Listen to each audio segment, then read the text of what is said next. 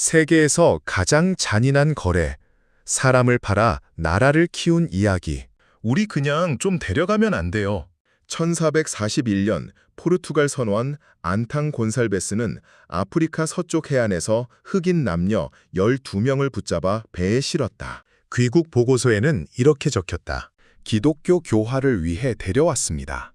왕은 흡족해 했다. 교황도 허락했다. 하느님도 아마 그날 잠깐 딴 데 보고 계셨던 것 같다. 이것이 시작이었다. 역사상 가장 거대하고 가장 오래 지속된 인신매매의 첫 페이지. 그리고 그 페이지는 장장 400년간 계속 쓰인다. 포르투갈 사람들의 기술적 혁신은 대단했다. 그들은 배를 더 빠르게 만들었고 항해수를 갈고 닦았으며 아프리카 해안을 꼼꼼히 지도에 그렸다. 이 모든 발전의 목적은 딱 하나였다. 사람을 더 효율적으로, 더 많이, 더 멀리 실어 나르는 것.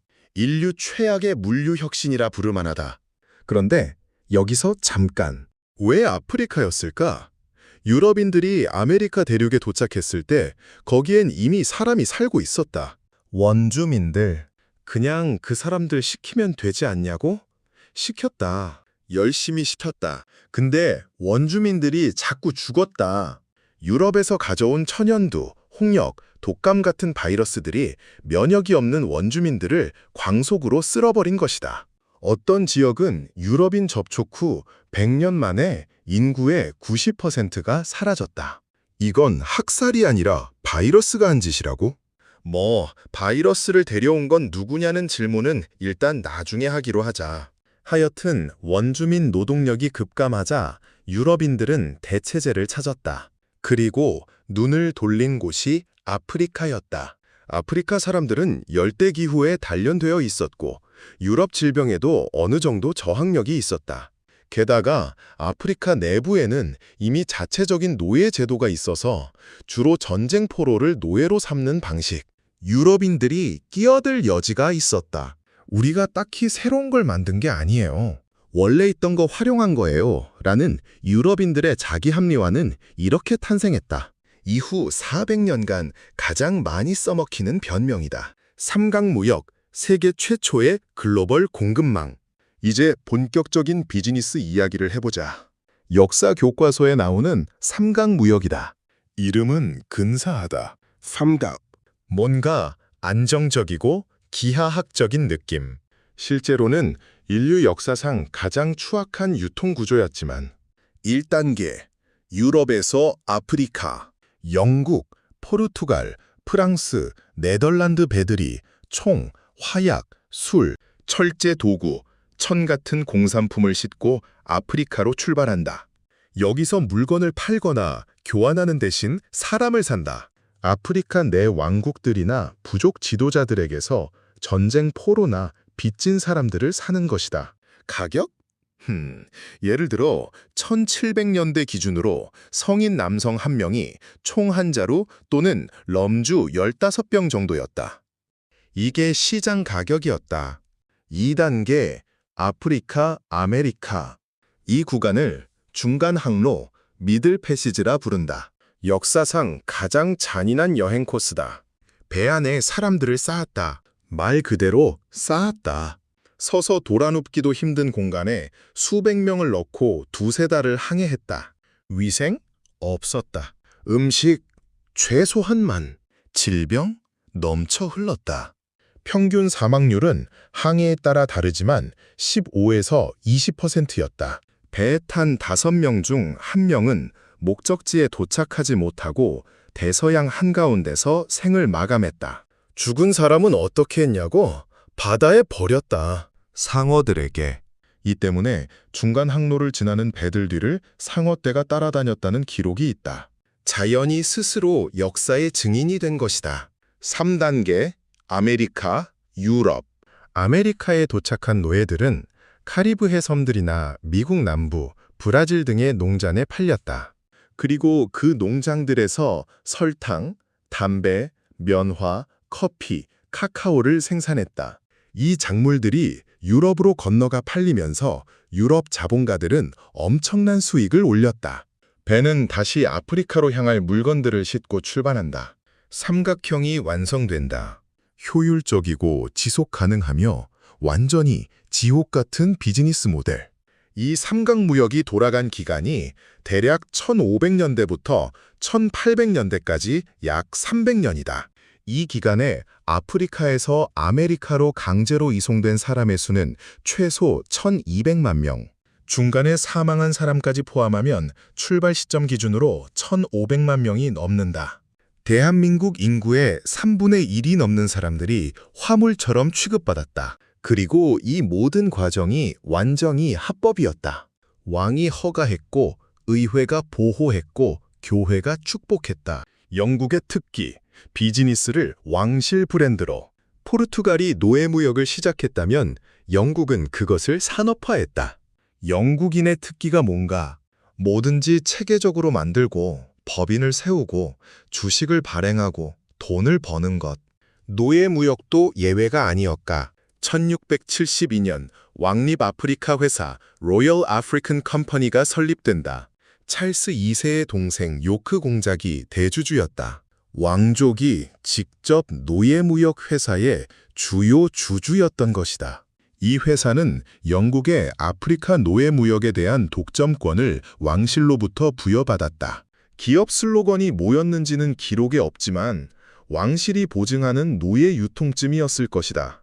이 회사가 1672년부터 1713년까지 아프리카에서 아메리카로 수송한 노예의 수는 약 10만 명이다. 그리고 그 노예들에게는 문자 그대로 낙인이 찍혔다. 뜨거운 쇠로 피부에 RAC라는 세 글자가 새겨졌다. 왕립 아프리카 회사의 이니셜. 브랜딩이 이렇게까지 잔인할 수 있다는 것을 역사는 보여준다. 그 후 독점이 폐지되고 개인 무역이 허용되면서 노예 무역은 더 폭발적으로 성장했다. 리버풀, 브리스톨, 런던 같은 도시들이 노예 무역의 허브가 되었다. 특히 리버풀은 18세기 중반부터 세계 최대의 노예 무역 항구가 되었다. 리버풀 상인들이 운영한 배들이 전 세계 노예 무역의 40%를 담당했다는 통계도 있다. 절정기인 18세기 중반 영국 배들은 연간 4만 5만 명의 노예를 아메리카로 실어날랐다. 리버풀의 부두는 항상 분주했다. 상인들은 부자가 되었고 배를 만드는 조선소도 번창했고 항해보험회사도 성장했고 금융업도 발달했다. 노예무역이 키운 자본이 돌고 돌아 영국 산업혁명의 종잣돈이 되었다는 주장이 경제 역사학자들 사이에서 진지하게 논의된다. 면화 방적기를 돌리기 위한 자본은 어디서 왔는가? 설탕 농장의 이윤이 런던 은행에 쌓이지 않았는가? 리버풀 시청 건물, 브리스톨의 웅장한 상인 저택들, 옥스퍼드와 케임브리지 대학의 일부 건물들, 노예 무역의 돈으로 지어지거나 유지된 건축물들이 오늘날까지 서 있다. 역사의 아이러니라기보다는 역사의 잔인함이다. 미국 자유의 나라에서 노예로 모든 인간은 평등하게 태어났다. 1776년 미국 독립선언서의 첫 문장이다. 이 문장을 쓴 토머스 제퍼슨은 평생 600명이 넘는 노예를 소유했다. 그 중에는 그와 성적 관계를 맺은 것으로 알려진 셀리 해밍스도 있었는데, 해밍스는 법적으로 제퍼슨의 재산이었다. 자유와 평등을 설파한 사람이 600명의 사람을 재산 목록에 올렸다.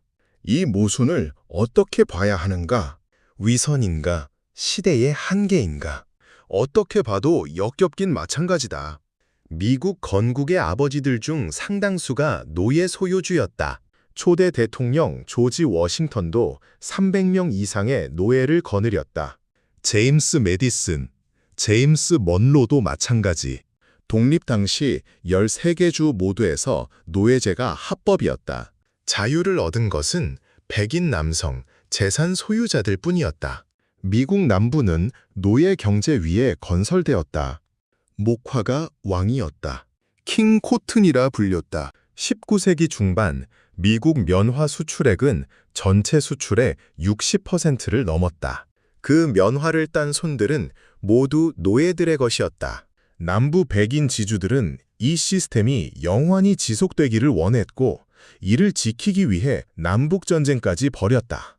남북전쟁에서 북부가 이겼고 1865년 수정헌법 13조로 노예제가 폐지되었다. 해방이었다. 자유였다. 그런데 해방된 노예들에게 돌아온 것은 아무것도 없었다. 당초 논의되던 40에이커와 노새 한 마리, 해방 노예들에게 땅을 나누어 주자는 계획은 링컨 암살 후 백지화되었다. 수백 년간 공짜로 노동을 바친 사람들은 빈털터리로 자유를 받았다. 이후 짐 크로우 법이 등장해 수십 년간 제도적 차별이 이어졌다. 해방의 여진이 얼마나 긴지 미국은 지금도 그 대답을 찾고 있다. 가장 황당한 장면들, 역사가 코미디가 될 때, 이제 잠깐 숨을 고르자. 이 모든 비극 속에서도 황당함의 극치를 보여주는 장면들이 있다. 장면 1. 보험금 청구. 1781년 영국 노예선 종호의 선장 루크 콜링우드는 끔찍한 판단을 내린다.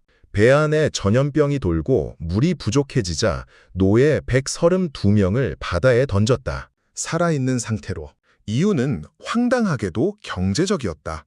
당시 보험 규정상 노예가 병으로 죽으면 보험금이 지급되지 않지만 필요에 의해 화물을 투기한 경우에는 보험금을 받을 수 있었다. 즉, 보험금을 받기 위해 살아있는 사람을 바다에 던진 것이다. 선주들은 실제로 보험사에 청구를 했다.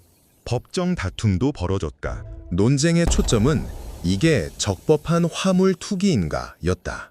132명의 사람이 죽었다는 사실은 논점이 아니었다. 장면 2. 교회의 역할. 영국 국교회 산하 자선단체인 SPC는 18세기 바베이도스의 농장을 소유했다. 이 농장에서 일하는 노예들의 가슴에는 낙인이 찍혔다. 무슨 글자였냐고? Society. 단체 이름의 약자였다. 기독교 자선단체가 노예들에게 자기 이름을 새긴 것이다. 선교와 착취 사이 어딘가에서 역사는 할 말을 잃는다. 장면 3. 폐지론자들의 딜레마. 18세기 말 영국에서 노예무역 폐지운동이 일어났을 때 반대론자들의 논리가 걸작이었다. 아프리카에서 전쟁 포로가 된 사람들은 어차피 죽을 운명이었는데 우리가 데려와서 살려준 것 아닙니까? 노예들이 지금 뭘 먹고 삽니까? 우리가 먹여 살리는 겁니다. 갑자기 폐지하면 카리브해 경제가 무너집니다. 그게 더 많은 사람을 불행하게 하지 않겠습니까? 논리의 구조는 놀랍도록 현대적이다. 지금도 어딘가에서 들어본 것 같은 말들이다. 장면 4. 영국의 노예 해방 방식. 1833년 영국이 노예제를 폐지했다. 이건 역사적 성취다. 근데 방식이 황당하다. 노예 소유주들에게 보상금을 지급했다. 총 2천만 파운드. 당시 영국 정부 연간 예산의 40%에 달하는 금액이었다. 이 빚을 갚기 위해 영국 정부는 채권을 발행했고 그 채권의 이자는 영국 납세자들이 납부했다. 2015년에야 완전히 상환이 끝났다. 즉, 현재 40대 이하 영국인들은 살면서 한 번쯤 세금으로 노예 소유주들의 보상금 이자를 낸 셈이다. 해방된 노예들은 한 푼도 받지 못했다. 오히려 도제기간이라는 이름으로 수년간 전 주인을 위해 반강제로 일해야 했다. 돈이 남긴 것들, 노예 무역 없이는 없었을 것들. 하지만 그게 지금이랑 무슨 상관이냐고 묻는다면 꽤 많은 상관이 있다. 바클레이즈 은행. 영국에서 지금도 운영 중인 대형 은행이다. 창업자 데이비드 바클레이는 노예 무역에 관여했다. 로이즈 보험그룹의 전신인 로이즈 오브 런던은 18세기에 노예선 보험을 주요 상품으로 팔았다. HSB의 전신 중 하나인 은행들도 노예 농장주들의 대출을 담당했다. 이 기관들은 오늘날도 존재하며 그 자본의 역사적 뿌리 중 일부는 노예 무역에 닿아 있다. 하버드 대학교는 노예 소유주들의 기부로 성장했다. 예일대학교의 많은 건물이 노예 무역으로 부를 축적한 사람들의 이름을 달고 있다. 조지타운 대학교는 1838년 재정 위기를 타개하기 위해 노예 272명을 팔았다.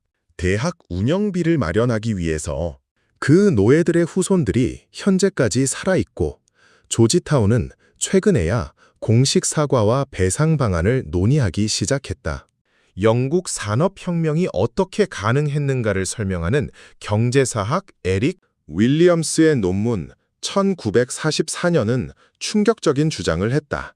영국 산업혁명의 자본 상당 부분이 카리브해 설탕산업, 즉 노예노동에서 나왔다는 것이다. 이 주장은 오랫동안 논쟁거리였지만 최근 연구들이 그 방향을 지지하는 증거들을 내놓고 있다. 제임스 와트의 증기기관, 아크라이트의 방적기, 이 모든 것을 만들고 상용화할 자본은 어디서 왔는가? 대서양 건너편 농장의 이윤이 런던과 맨체스터와 버밍엄의 은행 금고를 채우지 않았는가? 현대 자본주의의 탄생 설화는 이 불편한 질문을 피하기 어렵다. 저항, 사람들은 그냥 당하고만 있지 않았다. 이 이야기를 비극과 가해자의 이야기로만 남기는 건 역사에 대한 또 다른 폭력이다. 노예들은 저항했다. 끊임없이 다양한 방법으로 배 안에서 반란을 일으켰다. 중간 항로에서 일어난 노예 반란이 기록에만 수백 건이다.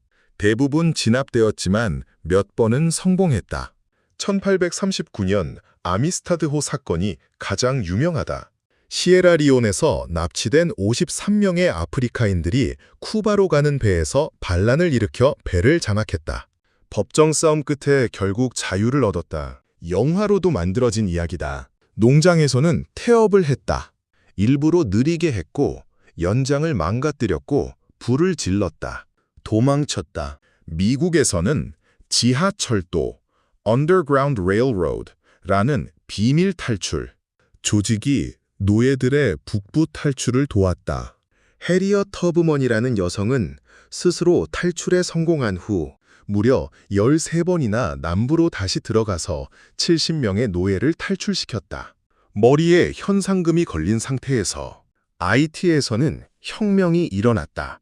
1791년 시작된 IT 혁명은 역사상 유일하게 성공한 노예 반란이다. 프랑스, 영국, 스페인이 차례로 개입해 진압하려 했지만 모두 실패했다. 1804년 IT는 독립을 선언하며 세계 최초의 흑인 공화국이 되었다.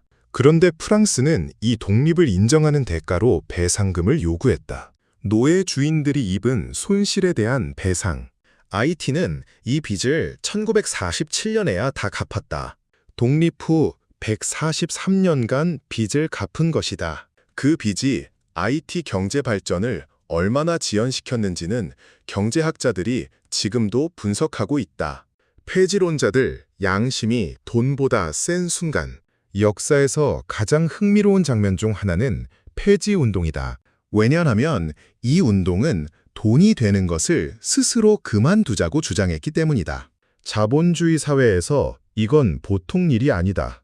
영국에서 노예무역 폐지 운동을 이끈 핵심 인물은 윌리엄 윌버포스였다. 그는 1787년부터 1807년까지 20년간 의회에서 싸웠다. 매년 법안을 내고 매년 졌다. 노예무역 관련 이익 집단들의 반대가 워낙 강했기 때문이다. 리버풀과 브리스톨 출신 의원들은 특히 격렬하게 반대했다. 이게 통과되면 영국 경제가 무너집니다. 대영 제국의 번영이 위태로워집니다. 우리 항구가 죽습니다. 이 기간 동안 폐지론자들은 여론을 움직이기 위해 다양한 전술을 썼다. 가장 유명한 것이 브룩스호 도면이다. 노예선 브룩스호의 내부 구조를 그림으로 그려서 배포했다. 사람들이 화물칸에 정어리처럼 쌓여있는 그 그림. 영국 각지의 집과 술집과 조회에 붙었다. 시각적 충격이었다. 이게 지금 영국 상선에서 벌어지는 일입니다. 역사상 가장 효과적인 인권 캠페인 이미지 중 하나다. 퀘이커 교도들은 조직적으로 서명운동을 벌였다. 17만 명이 서명한 청원서가 의회에 제출되었다. 설탕 불매 운동도 일어났다. 카리브해 노예 농장에서 만들어진 설탕을 사지 말라는 것이었다. 30만에서 50만 명의 영국인이 설탕 소비를 줄이거나 끊었다고 한다. 18세기 불매운동이었다. 1807년 마침내 노예무역 금지법이 통과되었다. 윌버포스는 눈물을 흘렸다. 20년이었다. 그러나 이게 끝이 아니었다. 노예무역은 금지했지만 노예제 자체는 여전히 합법이었다. 이미 아메리카에 있는 노예들은 계속 노예였다. 완전한 폐지는 1833년에야 이루어졌고 미국은 1865년에야 가능했다. 법적 종료까지 걸린 시간만 수십 년이었다. 400년간의 이야기가 끝난 지 이제 160년쯤 되었다. 길다고 느껴지는가? 아니면 짧다고 느껴지는가? 미국의 흑백 인종 간 빈부 격차는 지금도 통계적으로 명확하다. 평균 자산, 평균 소득, 평균 교육 수준, 교도소 수감 비율, 숫자들은 160년 전에 끝났다는 제도의 그림자가 여전히 길다는 것을 보여준다. 물론 원인이 단 하나일 수는 없지만 그 그림자가 완전히 무관하다고 말하는 것도 너무 순진한 이야기다. 2020년 조지 플로이드 사망 이후 전 세계에서 흑인 인권운동이 폭발했다. 영국 브리스톨에서는 노예 상인 에드워드 콜스톤의 동상이 쓰러뜨려져 바다에 던져졌다. 200년 넘게 서 있던 동상이었다. 브뤼셀에서는 벨기에 왕 레오폴드 2세의 봉상이 훼손되었다. 콩고에서 1000만 명 이상을 학살한 것으로 알려진 왕이다. 동상 하나 넘어지는 것으로 역사가 바뀌지는 않는다. 하지만 어떤 사람을 기념하고 어떤 사람을 기억하는가는 사회가 스스로에 대해 무엇을 말하려는지를 보여준다. 배상 논쟁도 계속된다. 카리브해 국가들은 영국, 네덜란드, 프랑스에 공식적으로 노예제 피해 배상을 요구하고 있다. 금액 추산은 수십조 달러에 달한다. 그건 우리 세대가 한 일이 아니다 라는 반박과 그 혜택은 당신들이 지금도 누리고 있다는 반박이 맞선다. 쉽게 끝날 논쟁이 아니다. 코믹하게 썼다. 통렬하게 썼다. 하지만 이 이야기는 코미디가 아니다. 1200만 명이 이송되었고 그중 수백만이 목숨을 잃었으며 생존자들은 평생 착취당했고 그 후손들은 지금도 그 무게를 짊어지고 있다. 그렇다면 왜 웃기게 쓰는가? 너무 진지하고 무겁게만 서술하면 사람들이 읽다가 내려놓기 때문이다. 거리를 두기 때문이다. 유머는 방어를 낮춘다. 웃다가 갑자기 현실을 마주하면 더 크게 충격받는다. 그 충격이 기억을 만든다. 기억이 이해를 만든다. 이해가 아주 조금이라도 세상을 바꿀 가능성을 만든다. 역사에서 배운다는 것은 과거를 암기하는 것이 아니다. 지금 비슷한 구조가 어디에 있는지를 알아보는 능력이다. 경제적 이익을 위해 집단을 착취하는 시스템. 그것을 합리화하는 언어. 저항하는 사람들을 무력화하는 방법. 이 패턴은 400년 전 이야기에만 있지 않다. 그래서 이 이야기는 끝났지만 끝나지 않았다. 역사책에는 종료 날짜가 찍혀 있지만 현실 세계에서 이 이야기의 결말은 아직 쓰이는 중이다. 역사는 그것을 기억하지 않는 사람들에게 되풀이될 자리를 허락한다. 그리고 우리는 기억해야 한다. 포르투갈의 안탄 곤살베스부터 윌리엄 윌버포스까지 400년의 여정은 인간의 잔인함과 위대함을 동시에 보여줍니다. 대서양 바닥에 가라앉은 수백만 소울들의 목소리가 파도 소리에 섞여 들리는 듯하다. 아메리카의 모든 설탕과 커피에는 그들의 땀과 눈물이 녹아있다. 우리가 누리는 달콤함의 뿌리다. 자본주의가 탄생한 요람은 피와 눈물로 젖어 있었다. 그것을 인정하는 것이 성숙한 역사의 시작이다. 이제 아는 것이다. 모른다는 핑계는 더 이상 통하지 않는다. 우리가 어떤 길을 갈지 결정할 때이다. 썰록 채널은 이런 불편한 진실들을 끝까지 추적하겠습니다. 여러분의 도파민이 지혜가 될 때까지요. 오늘 이 잔인한 거래 이야기가 여러분에게 어떤 질문을 던졌나요? 댓글로 남겨주세요. 여러분의 한마디가 다음 썰의 주제를 정합니다. 우리는 함께 역사를 읽고 미래를 씁니다. 구독과 좋아요는 저 도생에게 엄청난 도파민이 됩니다. 더 날카로운 썰로 보답하겠습니다. 다음 썰 예고. 사람을 팔고 남은 돈으로 세워진 세계 최강의 나라. 그 비밀의 방을 엽니다. 400년의 어둠을 뚫고 나온 빛. 그 빛이 지금 여러분의 눈에 닿기를 바랍니다. 역사는 지루한 옛날 이야기가 아닙니다. 지금 우리 심장이 왜 뛰는지를 알려주는 맥박입니다. 1500만 명의 이송, 400년의 시간. 숫자는 거대하지만 그 속의 개개인은 우리와 같았습니다. 그들의 고통이 헛되지 않도록 우리는 더 나은 시스템을 고민하고 실천해야 합니다. 자, 이걸 다 읽었다면 이제 아는 것이다. 모른다는 핑계는 없다. 어떻게 할지는 각자가 결정할 문제다. 다만 한 가지는 확실하다. 역사는 그것을 기억하지 않는 사람들에게 되풀이될 자리를 허락한다. 저는 도파민 생성자 썰록이었습니다. 지혜로운 도수가 되어 다음 영상에서 만나요.